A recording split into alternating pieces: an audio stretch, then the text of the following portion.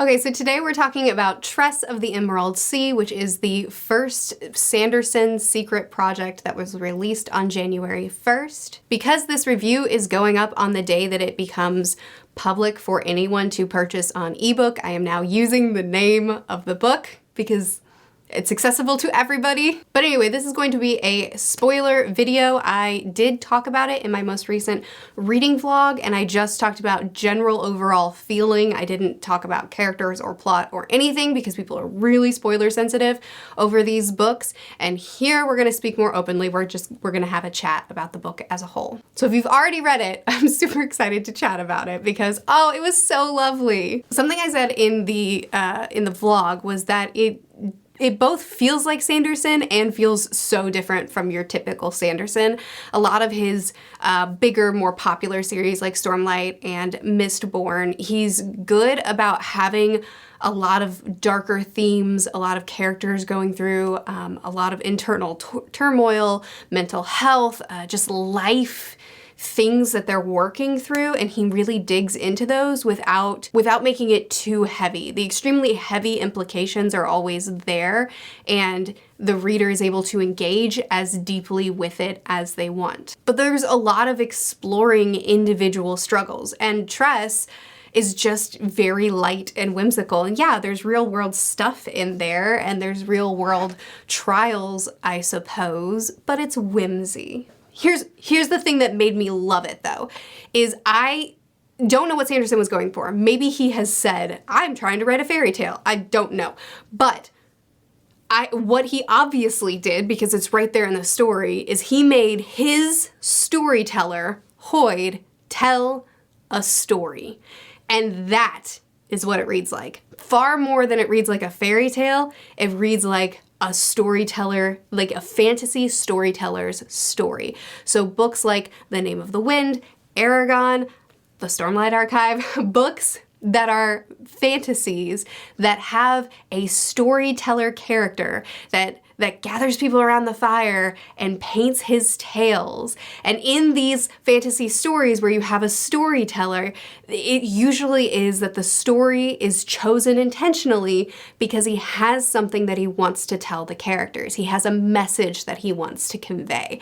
And I think that Sanderson perfectly captured the feeling of a fantasy story where the storyteller character has gathered us around and he's telling us a story, and he's doing it with intentionality. So this book does have very plain, like, here's what we're to learn today. But that's what these storytellers do. They tell you stories intentionally to teach you or show you something. And that's exactly how this felt. And I think that he captured the feeling of Hoid telling us a story, not just a storyteller, but Hoid specifically telling us a story so perfectly. So I think just on its face, if I had read this not having read a bunch of fantasy or not having loved the storyteller character in every single fantasy I read where there is a storyteller, or not having already known Hoid, I probably would have come away saying, okay, cool, it was like a modern fairy tale. Fine. And it was good, I enjoyed it. And I probably would have said, yep, I liked it, good, and then not thought a ton about it afterwards. But I think one thing that makes this story so incredibly special is that he captured the feeling of being told a story by a storyteller so well, and specifically by Hoid, the storyteller. I love it. In the, not the epilogue, in the author's note at the end of the book, Sanderson mentioned that he wants to eventually write the backstory of Hoid, and it won't have this feel. It's going to be a lot more raw. There's going to be, you know, it's going to be more Sanderson, and that it's going to be a little bit more heavy. But he wanted to practice writing Hoid's voice before he ventured into writing Hoid's backstory. And Sanderson knows Hoid better than I do, but as a friend of Hoid, I feel like he got his voice exactly right. And I also just love that Hoid, that he is a character in his story, and it's like the most ludicrous version of himself. He was under a curse, he was acting a fool, and he just told that part of the story. So we essentially got two Hoids in this, which just made it that much more fun. Plus, I just really loved his voice. Like, I have a couple of things I highlighted in the ebook. Okay, so after he's explaining about the 12 moons and how they drop the spores and the different moons over the different oceans drop different types of spores, they react differently, and he's, you know, he's setting the landscape. He's setting the mood of why this Emerald Sea is emerald and why it's not actually made of water, right? Which I loved. Oh man, I loved the world in this, and it was so unique and clever. It was, I loved it. Okay, so anyway, when he just finished describing all that, he says, the spores filled the world's oceans, creating vast seas not of water, but of alien dust.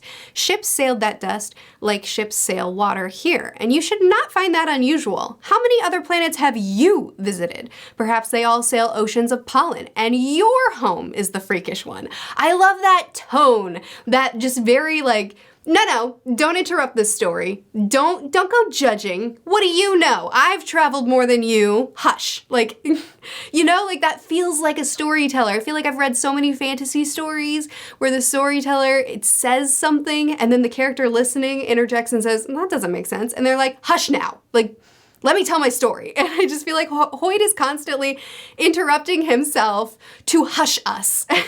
I'll give another example, actually.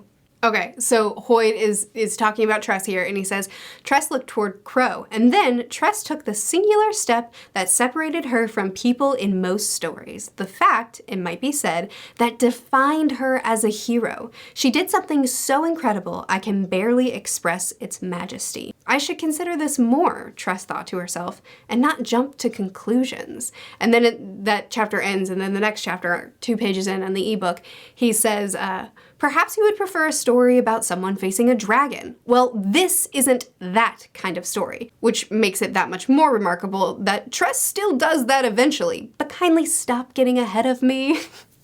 Which feels so much like a storyteller that he's like, listen, this is the type of story we're doing. That will happen, but stop getting me ahead of myself.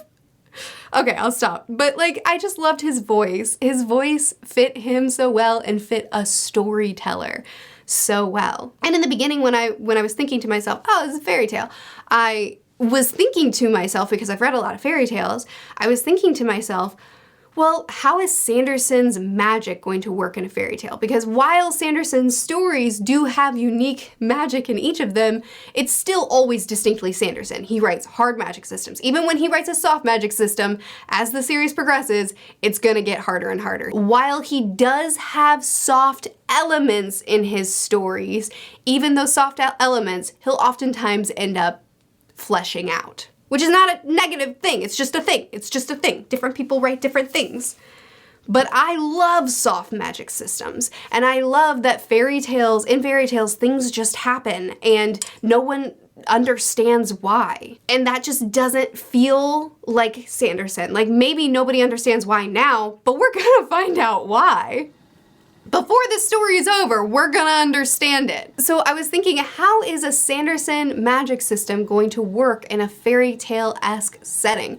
But because, at least to me, it feels more like a storyteller setting instead of a fairy tale setting, it all works because it's Hoid, the storyteller, telling a story in the Cosmere. So having the magic reflect the magic of the Cosmere makes perfect sense. And also the fact that it's a story really helps me to kind of not really be fussed over some things that I would probably be fussed over. Like the fact that the big bad, the sorceress, really wasn't a very complex villain. She wasn't very, while I do think that Tress and the side characters were great, I don't think that the sorceress really brought much as far as a character to the story. She was the baddie. She was the, you know, the maniacal villain. She wasn't very interesting. The fact that Huck was Charlie all along, not that big of a surprise. You know what I mean? Like, there's a lot of things where it's like, it feels like it goes exactly in the direction you might expect it to go in. But because it's a story that Hoid is telling us to teach us something, it doesn't hit me in a negative way so much. It just feels very charming. There were, of course, a lot of Cosmere references as well, which I'm not going to go into in this video because I do want this video to be spoilers for Tress, but not spoilers for the wider Cosmere, because I don't know how much you've read and I don't want to ruin anything for you. but there were a lot of references, people that were there, mentions, magics that we got to see, information, little bit of information that we got that is super fun. Anyway, I do really like the way he's doing this, where it's treated more as fun Easter eggs for those of us who love finding these connections and love seeing, oh, hey, that means that. But then those who don't really care about that, it's not interrupting the story. So anyway, like I said, I'm not gonna actually go into the Cosmere references, but if you want someone to go into those, I highly recommend checking out Cam Reads, because one, he does that, he digs into it in his spoiler review, but two, I just want more Sanderson fans to find his channel because he brings so much energy to his Sanderson reviews. His excitement is unmatched. He'll be linked in the description of this video. Anyway, Tress. So Tress is a character that in the beginning, she's very content. She's very happy to be living this life.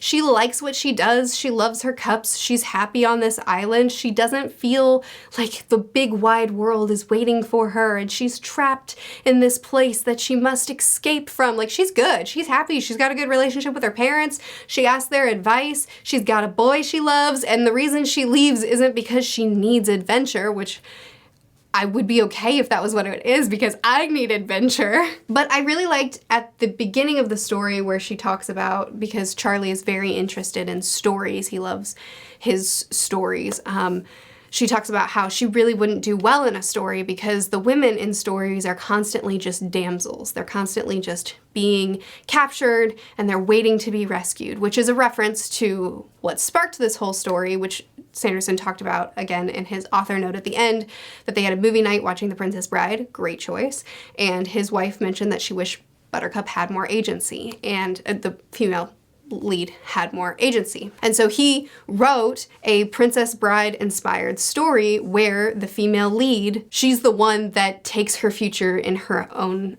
hands. And I liked that kind of subversion. I liked that she was constantly trying to solve problems, that she's a very morals character. She wants to do what's right by people. She doesn't like to lie. She wants to trust people, and even when she's betrayed, she handles it so kindly. But I also just really loved the full circle of her character, where when she realizes that it's okay to need to be rescued. I was pretty uninterested in girl doesn't want to be damsel, girl goes to rescue boy, girl rescues boy, happy ever after, good job girl. I liked that she did all those things, but then at the end also realized, you know what, it's okay to need to be rescued, because we all need to be rescued somehow, or sometimes, and the point is the found family element. The point is that, you know, we're all, actually I thought the line, it's okay to need to be rescued, because we all need to be rescued sometimes, is just make sure that you live your life to be the kind of person that deserves to be rescued. I thought that last little bit was a little bit cheesy, because that was a little bit too heavy leaning into the moral side of things, but I did like the idea of her realizing it's kind of another subversion where it's like, I don't want to be the damsel, so she goes off for adventure, she becomes the damsel to an extent, but then realizes, actually, it's really okay for us to lean on each other. Her learning how to make the gun, her studying the spores, her still being afraid of the spores just a little bit less, and through that she's able to logic her way into her solutions, which I really enjoyed.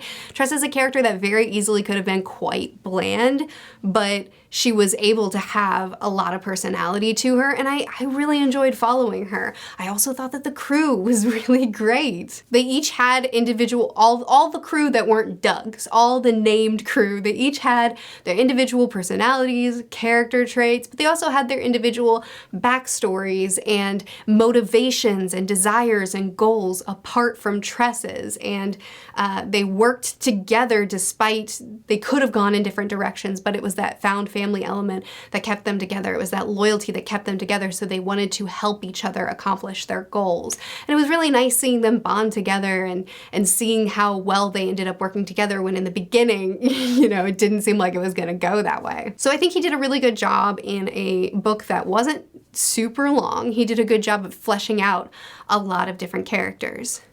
When I initially met Huck, I was not impressed because I usually don't like talking animals. I don't know why. I don't have a good reason for it. It doesn't make sense, but it is what it is. I don't enjoy it. Every now and then it'll work. I liked that he was initially explained, or very quickly explained, as a familiar, and that, or no, it was a bit into the story, whatever. He was called a familiar, and the idea, there was a reason given. He wasn't just a random talking animal. There was a reason given. There were definitely plenty of clues that he was Charlie. His love for telling stories, the fact that his stories weren't very interesting, just like Charlie, the fact that he was constantly trying to protect her and trying to help her in every way, and there wasn't ever a reason given other than, I like you, which, okay. Maybe there's more to it. There were just a few little things that kind of indicated there's a lot more going on here. So when we got the reveal that this was, oh yeah, and then whenever she got there and the fake Charlie came out and Tress was like, woohoo, found my Charlie, let's go. And the sorceress was like, see, told ya. And Huck was sad and he was like, yeah, you did tell me. And it's like, okay, well, because that's him, right? And like, that Charlie's wrong and this Charlie, this is him. But I will say I'm a jaded, terrible person because when Tress ran off with Charlie, fake Charlie, and then in her mind thought, oh yeah, this is totally Charlie, definitely Charlie, that's Charlie, but it doesn't feel good. Doesn't feel right because that's the same Charlie I've always known, but I've changed. I'm different.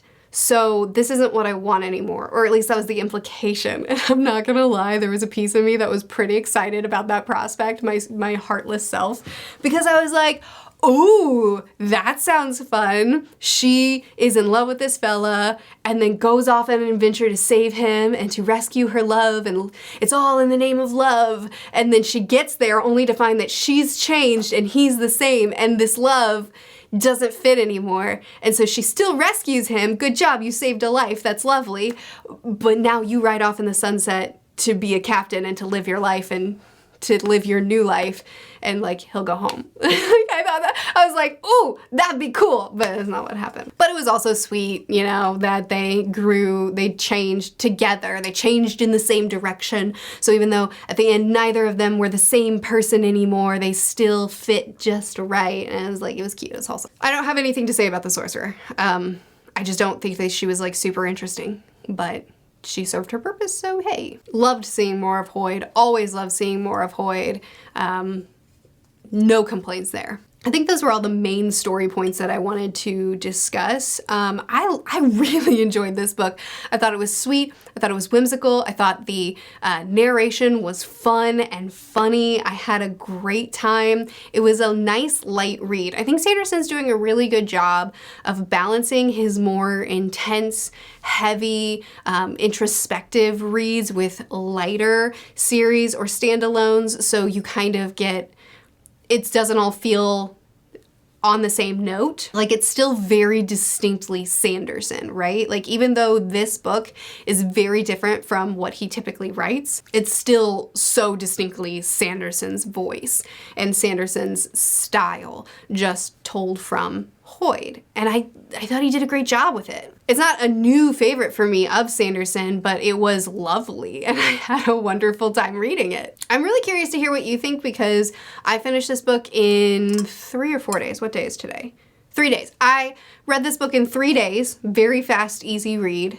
So at the point that I'm filming this, I haven't actually chatted with very many people about it. So I'm really curious to see what the reception is gonna be because it's kind of different from what Sanderson normally does while still being Sanderson. I wonder how Sanderson fans are gonna react to it. I reckon it's gonna be positively received, but I'm really curious what you think. What did you enjoy about it? What didn't land just right for you? This is a more chill chat. We're not digging into it deeply, just having like a chill spoiler chat, although I will have more in-depth videos talking about Tress coming in February. I can't tell you any details about it right now, but be on the lookout. But I really enjoyed this book and I'm curious to hear what you thought of it. What did you like? What didn't you like? How would you rank it among Sanderson books? I post videos every Tuesday and Thursday on this channel, Monday, Wednesday, and Friday on the main channel, which is always linked in the description of my videos. I'll see you again soon. Bye.